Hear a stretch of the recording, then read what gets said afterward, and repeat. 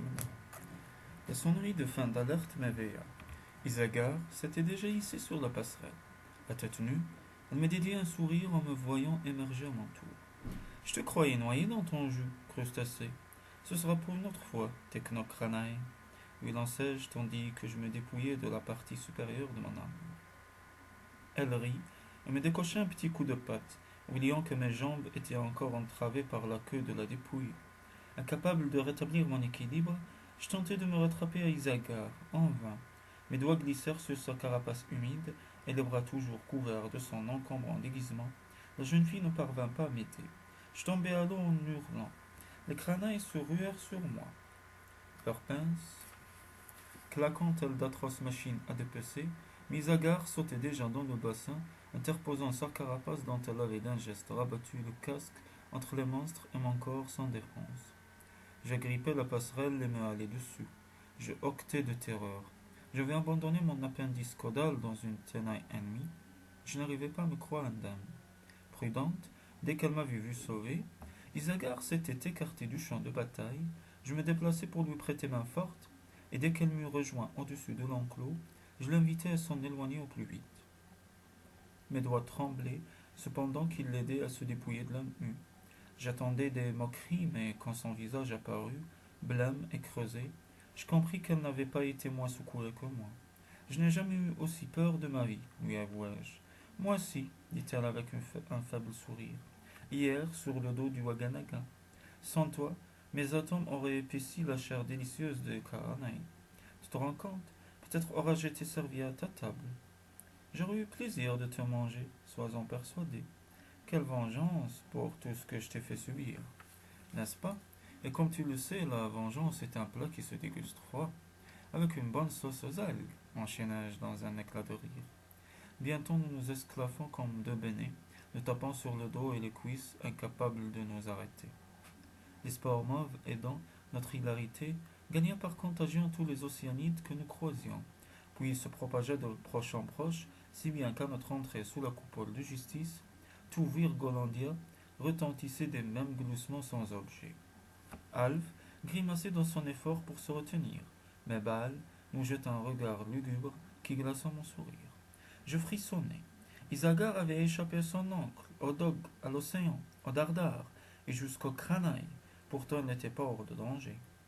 Je respectais l'imagineuse, mais elle m'avait toujours impressionné. Lors des sondages que tout océanide subit à 7 ans, à 13 ans, à 17 ans, et qui déterminent son orientation, j'avais détesté lui livrer mon esprit. Puis mes parents avaient été tués dans l'accident d'exploitation du nodule 2013, au début de l'année, et Bâle m'avait proposé pour remplacer mon père au conseil. C'est elle qui avait suggéré qu'on me mît au courant du complot. Elle qui avait assuré que mon âge ne constituait pas un obstacle. Tant d'honneur. Aurais-je dû lui en être reconnaissant? Ce secret trop lourd m'avait coupé de mes amis. Il m'arrivait de penser que Baal s'amusait avec notre destin. On disait qu'elle ne se trompait jamais. Parfois, certains adolescents contestaient son jugement et en appelaient à l'arbitre. Ils obtenaient gain de cause et s'apercevaient bientôt qu'ils s'étaient fourvoyés. Je compris soudain pourquoi j'aurais volontiers juché Isagar sur un piédestal. Elle résistait à Baal. J'aurais adoré en être capable. Ma réaction était-elle d'irresponsable? Peut-être, mais le risque m'excitait plus que la sécurité. Le dogme océanique de l'esprit ouvert me pesait. Je n'avais rien à cacher, certes, mais ne rien pouvoir cacher me semblait moins idéal que par le passé.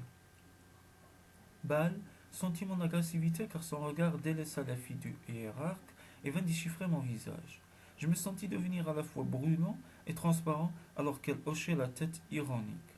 La voix de l'arbitre, en détournant son attention, me procura un soulagement inespéré. Fille de Matt Kallenberg, Isenni, disait Alf, qui s'était repris. Veux-tu répondre à nos questions? N'ai-je pas déjà répondu à toutes? Notre enquête a porté jusqu'ici sur les raisons de ta fuite. Il s'agissait du passé, mais l'avenir, comment le vois-tu? Un océan barré par la tempête. Les tempêtes s'apaisent. Raksasa n'est pas plus infaillible qu'immortel. À cette formule vague, intervint Bâle, agacé. Elle est fatiguée, moi aussi. Pose-lui des questions précises. Alf émit un reniflement exaspéré avant de se pencher, le dos crispé vers Isagar. À ton avis, les océanides sont-ils inférieurs aux technos? On me l'a enseigné, déclara la jeune fille avec raideur. Réponds franchement, crois-tu que ce soit la vérité? Puisque nous sommes tous issus du même vaisseau monde, partis de la Terre des origines, et que nous étions tous égaux en découvrant Arianerhot, cela doit être faux. Quand j'avais décidé de faire enrager mon oncle, je lui soutenais que les Océanides étaient supérieurs aux Technos. Eux seuls avaient su s'adapter. C'était juste pour le faire enrager.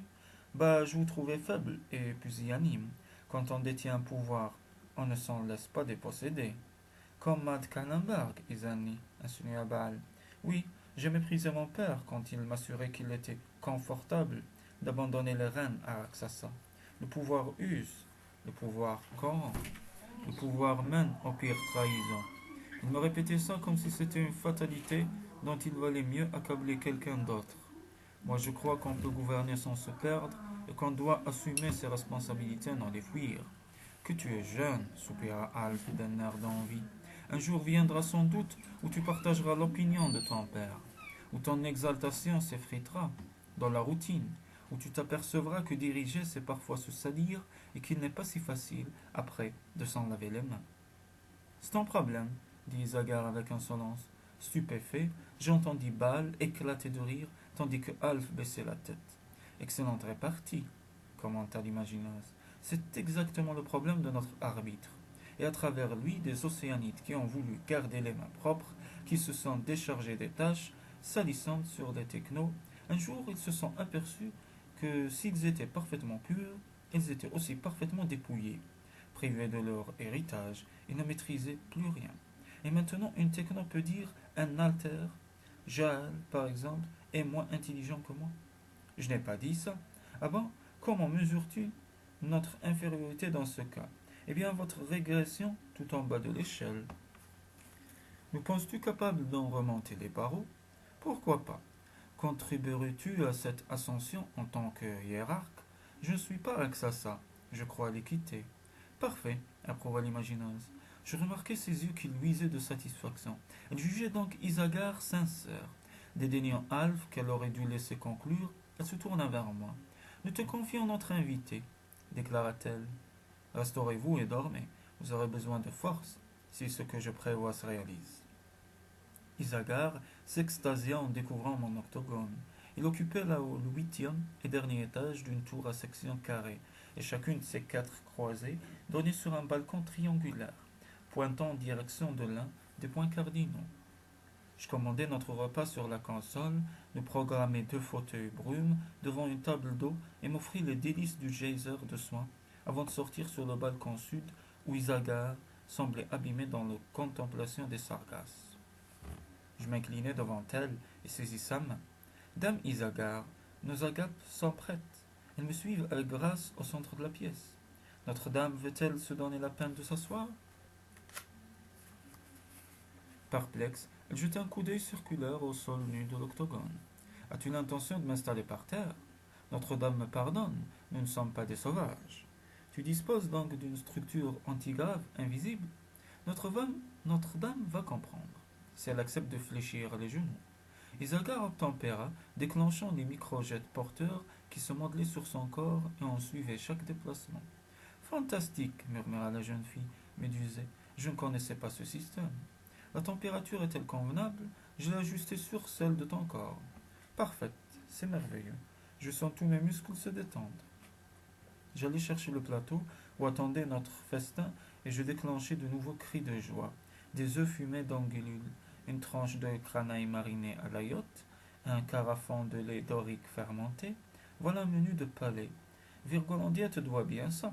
C'est pure justice que ce qui t'a fait souffrir te régale.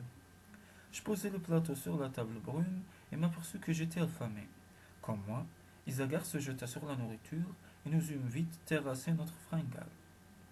Après l'échange du bâillement rituel de satisfaction, j'éprouvais un sentiment d'accord parfait. Mes préventions contre la fille du hiérarque s'étaient évanouies et je me berçais de l'illusion que c'était réciproque. Isagar s'étira, ses yeux papillotaient. Si ton lit vaut ton fauteuil, je m'offrirai volontiers un petit somme. Je crois que tu ne seras pas déçu.